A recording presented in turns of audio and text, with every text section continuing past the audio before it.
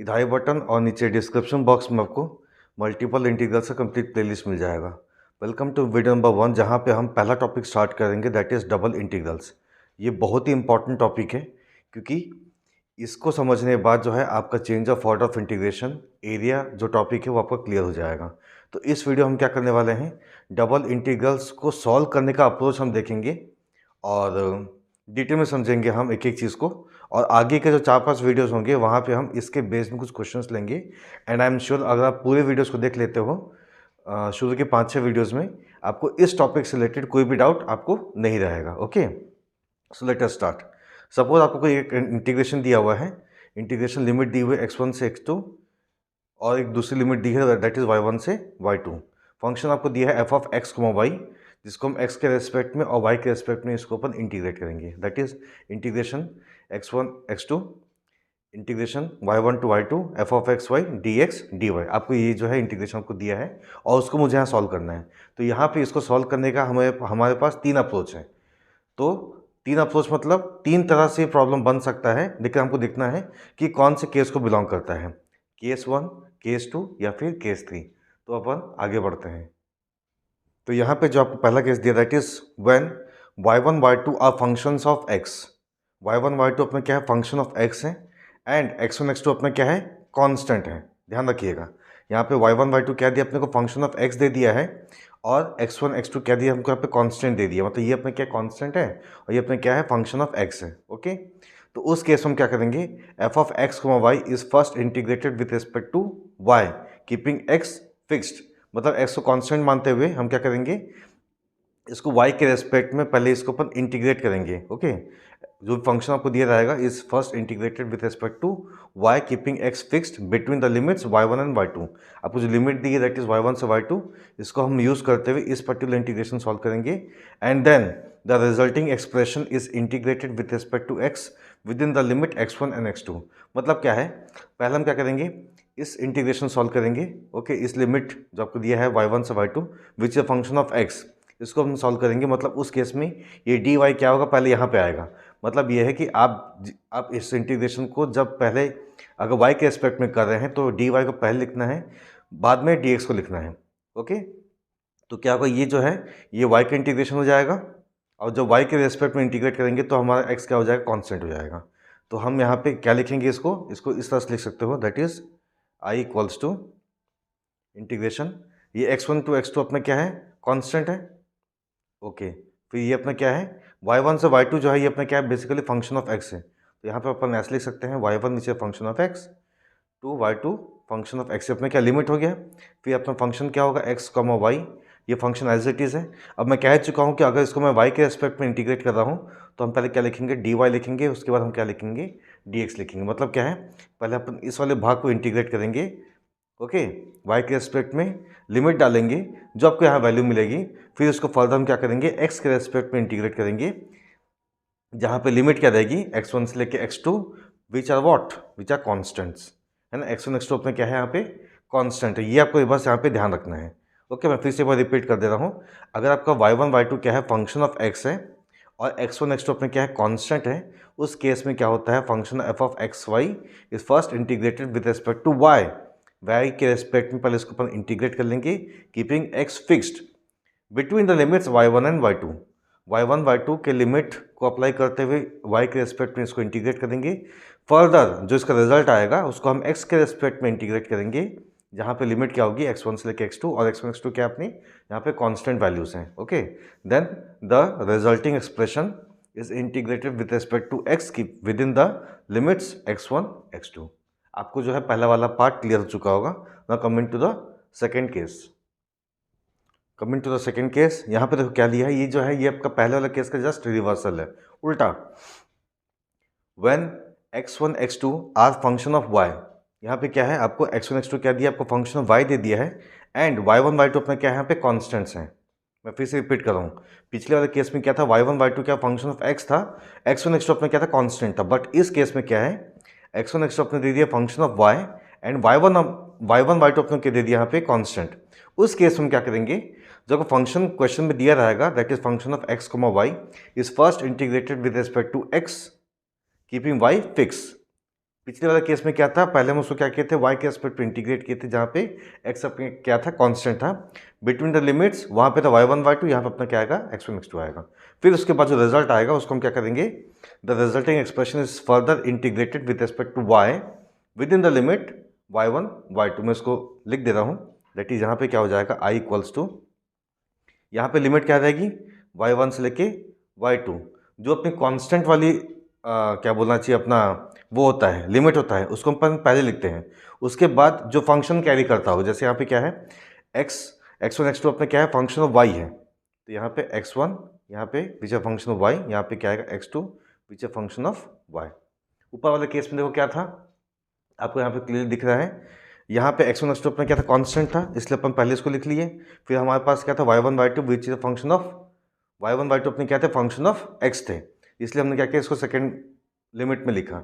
उसी तरीके से यहाँ भी क्या होगा, y1 y2 अपने क्या है, यहाँ पे देखो y1 y2 अपने क्या है, कांस्टेंट है, तो इसको अपन पहले लिमिट में लगा दिए। उसके बाद जो सेकंड लिमिट आएगी उसमें हम क्या करेंगे, function of y that is x1 x2 की वैल्यू को अपन यहाँ पे लिखेंगे। ओके, x1 x2 अपना क्या है, फंक्शन ऑफ y है। उसके हमको करना क्या है, जो फंक्शन दिया हुआ है उसको अपन एज इट इज लिख लेंगे, ये लिख लिए। अब देखो यहाँ पे क्या है, ये x की लिमिट है ना, x1 x2 अपने क्या है, y का फंक्शन है कि नहीं, तो यहाँ पे ये किसकी लिमिट है, ये x की लिमिट है, तो हम क्या करेंगे, पहले इसको x के रिस्पेक्ट में इंटीग्रेट करेंगे, मतलब यहाँ पे लिखेंगे x dx, उसका हम क्या लिखेंगे, यहाँ पे dy लिखेंगे। ये ऑर्डर जो है ना, ये आपको ध्यान में होना चाहिए, ये ऑर्डर जो है बहुत इंपॉर्टेंट रोल प्ले करता है जब आप क्वेश्चन को सॉल्व करते हो। मतलब ये अगर x की लिमिट है तो यहाँ पे dx लिख दीजिए, अगर ये y की लिमिट है, जैसे यहाँ पे y की लिमिट थी तो यहाँ पे हमने क्या किया था, dy लिख लिया था। अगर ये dy है तो यहाँ पे क्या आएगा, dx आएगा, अगर यहाँ पे dx है तो यहाँ पे क्या आएगा, dy आएगा, क्योंकि यहाँ पे x की लिमिट ये है और ये y की लिमिट है, यहाँ पे ये y की लिमिट है, यहाँ पे ये x की लिमिट है। आई होप आपको ये बेसिक जो चीज़ें हैं आपको अच्छे से क्लियर हो गया होगा। ओके, तो मतलब ये है कि when x1 x2 are function of y and y1 y2 are constant, f of x, y is first integrated with respect to x। हम पहले इसको x के रेस्पेक्ट में इसको अपन पहले इंटीग्रेट करेंगे, कीपिंग y फिक्स, लिमिट कौन सा रहेगा, x1 से लेके x2 है ना, between the limits x1 x2, जो कि अपना क्या है, फंक्शन ऑफ y है, and then the resulting expression is integrated with respect to y within the limit y1 y2। मतलब क्या है, इस इंटीग्रेशन को सॉल्व करने के बाद, इस इंटीग्रेशन सॉल्व करने के बाद आपको जो रिजल्ट मिलेगा, रिजल्टेंट एक्सप्रेशन रहेगा, ओके, उसमें हम क्या करेंगे, y के रेस्पेक्ट में उसको अपन फर्दर इंटीग्रेट करेंगे, y के रेस्पेक्ट में उसको अपन फर्दर इंटीग्रेट करेंगे, और वहाँ के लिए जो अपना लिमिट रहेगा that is from y1 to y2। Okay, और ये दोनों अपने क्या रहेंगे, कॉन्स्टेंट्स रहेंगे, ये भी आपको ध्यान में रखना होगा। ओके, अब आते हैं अपन तीसरे वाले केस में। तो देखो तीसरा केस कौन सा होगा, when both the pairs of limit are constant. मतलब ऊपर में क्या था, एक पेयर जो है वो, मतलब यहाँ पे एक पेयर अपने क्या था, कांस्टेंट था, दूसरा अपने क्या था, फंक्शन ऑफ एक्स या वाई था। जैसे इस केस में क्या था, फंक्शन ऑफ वाई था, ऊपर वाले केस में क्या था, फंक्शन ऑफ एक्स था। तो अगर फंक्शन ऑफ वाई है तो ये क्या, वाई की कांस्टेंट वैल्यूज हो जाएंगी, अगर ये फंक्शन ऑफ एक्स हो जाएगा तो ये अपने क्या होगा, वाई की कांस्टेंट वैल्यूज हो जाएंगी। बट यहाँ पे क्या है, दोनों पेयर आपको क्या दिया है, limits are constant, when both pairs of limits are constant. उस केस में आप कैसे जज करोगे कि ये एक्स की लिमिट या वाई की लिमिट है ना। तो उस केस में तो जो रीजन होगा, the region of integration is always a rectangle. Okay, rectangle कैसे होगा, आप सिंपल से बात एक बार देख लो। मान लो अपने जो पॉइंट्स हैं, मतलब ये दो पॉइंट्स और ये दो पॉइंट्स, ओके, ये दोनों क्या है, पॉजिटिव है। मतलब क्या है, हम ये बोल सकते हैं कि अपना जो क्वाड्रेंट है वो अपना क्या है, ये अपना एक्स हो गया, ये अपना ये वाई हो गया। ओके, तो अगर मैं ये कह रहा हूँ कि x की दो पॉइंट्स और y की दो पॉइंट्स अपनी पॉजिटिव है, तो आप ये मान सकते हो कि ये अपना कौन सा क्वाड्रेंट को बिलोंग करता है, फर्स्ट क्वाड्रेंट बिलोंग करता है। तो ये अपना हो गया x1 की वैल्यू, ये अपना हो गया x2 की वैल्यू। सिमिलरली अपना हो गया y1 की वैल्यू, ये अपना हो गया y2 की वैल्यू। ओके, तो ये अपना हो गया पहला पॉइंट, और ये अपना हो गया दूसरा पॉइंट। फिर इसको आप आगे बढ़ा दो, अपना हो गया तीसरा पॉइंट। वैसे इसको अपन ऊपर बढ़ाएंगे x1 y2, तो अपने क्या मिलेगा, ये चौथा पॉइंट। 1 2 3 4, ये चारों को जब आप ऐड करोगे, जब जोड़ोगे आप, तो ये अपने क्या रहेगा, एक रेक्टेंगल रहेगा। ओके, ये क्या रहेगा, एक रेक्टेंगल रहेगा। ये जो है आपको समझ में आना चाहिए। ओके, ठीक है। बट बात आती है कि इंटीग्रेशन सॉल्व कैसे करेंगे। ये तो क्लियर हो गया, हमको इस चीज़ से मतलब नहीं है। हमको ये मतलब है कि जो इंटीग्रेशन को दिया जाएगा उसको अपन कैसे, किस अप्रोच से उसको अपन सॉल्व करने वाले हैं। तो यहाँ पे जो इंटीग्रेशन है उसको मैं लिख लेता हूँ। आपको यहाँ पे दो इंटीग्रेशन दिया हुआ है, क्योंकि अपने यहाँ पे क्या डबल इंटीग्रल पढ़ रहे हैं। हम यहाँ पे क्या पढ़ रहे हैं, डबल इंटीग्रल पढ़ रहे हैं। तो यहाँ पे लिमिट आप मान लो a टू b है और c टू d है, क्योंकि ये क्या है, कोई भी फंक्शन ऑफ x या y के फॉर्म में आपको नहीं दिया हुआ है। क्या किया है, यहाँ पे आपको कांस्टेंट वैल्यू दे दिया a b c d, ये क्या है, अपने चार कांस्टेंट वैल्यूज होंगी। तो अपने क्या है, फंक्शन ऑफ x, y दे दिया है, ये अपने क्या हो गया, dx, अपने ये dy हो गया। ओके, तो अगर इस टाइप का कुछ क्वेश्चन अगर दिया हुआ है तो ये जो है ना, ये बहुत ही इंपॉर्टेंट रोल प्ले करे। कौन सा, ये ऑर्डर ऑफ इंटीग्रेशन। क्यों, क्योंकि ये जो पहला वाला पार्ट है dx, क्योंकि हमको पहले क्या करना पड़ेगा, x के रिस्पेक्ट में इसको अपन इंटीग्रेट करेंगे। तो इसको हम क्या कंसीडर करेंगे, ये हो जाएगी x की लिमिट, इसको हम x की लिमिट मान लेंगे, और ये अपनी क्या हो जाएगी, ये y की लिमिट हो जाएगी। मतलब पहले इस बॉक्स को सॉल्व करेंगे, पहले इसको सॉल्व करेंगे। मतलब ये जो आपको जो दिया है फंक्शन ऑफ x, y, इसको हम x के रिस्पेक्ट में इंटीग्रेट करेंगे, जहाँ पे लिमिट होगी c टू d। फिर जो वैल्यू आएगा उसको हम क्या करेंगे, फिर जो आएगा वैल्यू यहाँ पे उसको हम क्या करेंगे, y के रेस्पेक्ट में फर्दर इसको अपन इंटीग्रेट करेंगे, जिसकी लिमिट रहेगी a टू b।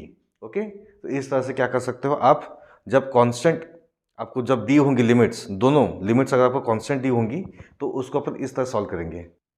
अब आप अगले वाले वीडियो में जाएंगे तो आपको जो है ये पहला प्रॉब्लम मिलेगा, जहाँ पे हम ये दो प्रॉब्लम सॉल्व करेंगे। ये जो हैं ये बेसिक प्रॉब्लम्स हैं, जहाँ से आपको क्लियर कट आइडिया मिल जाएगा, जो अभी हमने यहाँ पे डिस्कशन किया हुआ है। फिर प्रॉब्लम नंबर 2 जो कि वीडियो नंबर 3 में आपको मिलेगा, ये थोड़ा सा इंपॉर्टेंट प्रॉब्लम है। उसके बाद वीडियो नंबर 4 में आपको ये वाला प्रॉब्लम मिल जाएगा, ये भी अच्छा सा प्रॉब्लम है। उसके बाद वीडियो नंबर 5 और 6, ये जो दो प्रॉब्लम है, यहाँ पे आपको थोड़ा सा कर्व से रिलेटेड आपको स्ट्रिप वर्टिकल लगाना है कि हॉरिजॉन्टल लगाना है, वो आपको यहाँ पे थोड़ा सा आपको डिटेल में मालूम पड़ेगा। तो शुरू करते हैं वीडियो नंबर 2, दैट इज इस वाले प्रॉब्लम के साथ। ओके।